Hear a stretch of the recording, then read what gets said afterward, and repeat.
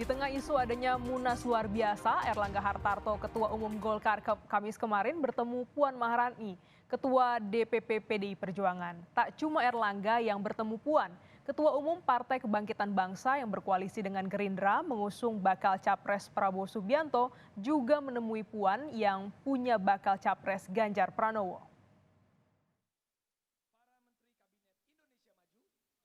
Asal-muasalnya adalah sejumlah politisi senior Golkar yang ingin ada musyawarah nasional luar biasa di tubuh partai beringin itu. Salah satunya mengganti arah partai di pemilu 2024. Dari yang tadinya mencalonkan sang Ketua Umum Erlangga Hartarto sebagai bakal calon presiden atau bakal calon wakil presiden menjadi arah baru, yaitu bergabung dengan koalisi Pilpres yang telah ada.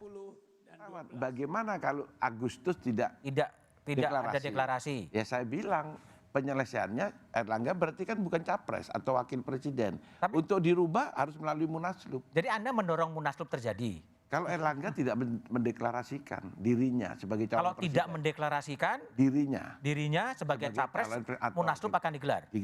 Kenapa harus Agustus? Ya Dewan Pakar rapatnya waktu itu kita kasih kesempatan lah Erlangga untuk wangsitnya turun sampai Agustus, mungkin nunggu 17 Agustus baru wangsitnya turun kan.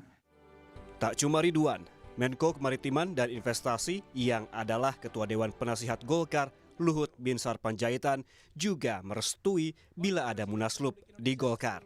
Mau saya bilang enggak atau mau saya bilang iya, ya biarin aja mereka. Kalau mereka mengatakan kami mau dan itu jalan oleh mereka, lakukanlah dengan baik-baik. Gak berbahaya ya Munaslup beberapa bulan sebelum? Bahayanya itu. Asal dilakukan dengan damai, dilakukan dengan niat baik, kenapa tidak? Tapi jangan dilakukan dengan rusuh, itu nggak ada gunanya. Itu akan buat Golkar runtuh. Lakukan dengan baik. Kalau memang itu kesepakatan mereka bersama, tapi saya nggak campurin itu. Tapi sang Ketua Umum Erlangga Hartarto menutup rapat peluang adanya Munas luar biasa. Sedikit Pak, tanggapan tentang Munaslup Pak, sedikit Pak, bagaimana Pak? Golkar tidak ada Munaslup, mundur. Apakah? Ya, bila terjadi Munas luar biasa, kemungkinan yang terjadi adalah penggantian Ketua Umum Golkar. Seperti yang pernah terjadi pada tahun 2017. Setia Novanto saat itu menjadi tersangka kasus KTP elektronik sehingga digantikan Erlangga Hartarto. Marzuki Darusman, politisi senior Golkar dan Jaksa Agung periode 1999-2001 menilai isu Munaslup hanya dinamika Golkar sebagai partai politik. Partai yang tidak ada dinamika seperti Golkar. Oh justru aneh? Itu yang aneh. Jadi Golkar sekarang wajar-wajar saja ya? Wajar. Ini mah jadi berita gitu ya? Inilah partai yang sebenarnya. Dan Marzuki menyarankan ketimbang menggelar Munas luar biasa, lebih baik Golkar mulai mengubah arah politik menjadi swing party yang bisa diperebutkan koalisi bakal capres yang sudah ada. Saya hargai atau kita hargai juga prakarsa dari Saudara Erlangga untuk membentuk koalisi itu. Ya. Begitu sudah kelihatan kurang kemungkinan Golkar menjadi calon presiden dan wakil presiden, maka Golkar ini menjadi rebutan dari semua partai yang besar. Oke. Membangun Golkar sebagai swing block. Swing block. Bisa ke kiri, bisa ke kanan. Bisa memilih kesinambungan salah satu partai yang prospeknya untuk jadi presiden ada, salah satu partai lain yang prospeknya juga ada. Jadi di situ kekuatannya. Saran Anda kemana? Itu belum. Belum. Seperti mendengar saran Marzuki, Kamis kemarin Erlangga Hartarto menjamu Ketua DPP PDI Perjuangan Puan Maharani di rumahnya di kawasan Kebayoran Baru, Jakarta Selatan. Bunga merah dan kuning yang diletakkan di meja antara Erlangga dan Puan menjadi penanda kedua partai serius menjajaki koalisi.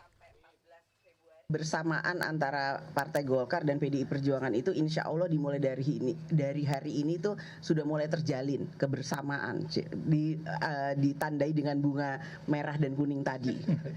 tanda cinta, artinya tanda bahwa kita merasa punya hati yang sama gitu ya Mas Ketum.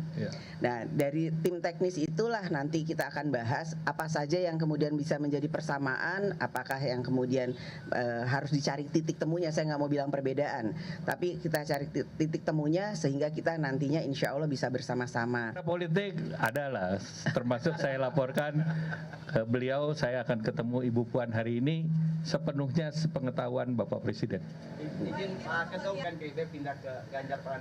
Kita akan lihat ke depan karena masih banyak hal teknis. Nah itu juga yang dibahas dengan tim teknis nanti. PR.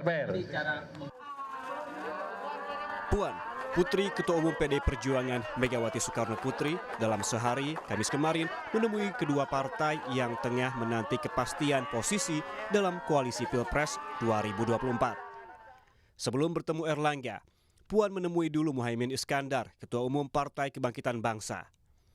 Usai pertemuan Caimin, panggilan Muhaimin memberi sinyal ke publik bahwa bisa jadi PKB pindah koalisi ke PDI Perjuangan. Politik itu kan bukan soal waktu. Waktu itu ujungnya adalah pertengahan Oktober. Disitulah finishing dari semua proses dinamika yang sedang kita lakukan hari ini. Sehingga bagi saya kebersamaan dengan PDIP itu ibaratnya akan terus terbuka, cair dan seperti keluarga sendiri.